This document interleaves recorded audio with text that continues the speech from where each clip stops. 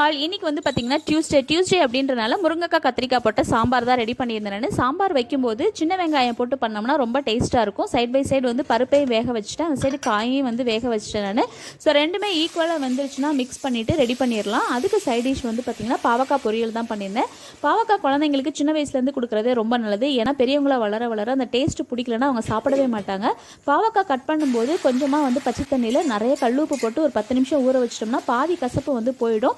மீதி கசப்பு வந்து பார்த்திங்கன்னா அந்த பொரியல் பண்ணும்போது காரம் கொஞ்சம் தூக்கலாகவும் ஒரே ஒரு தக்காளியும் போட்டோம்னா அந்த கசப்பு வந்து பேலன்ஸ்டு ஆகிடும்.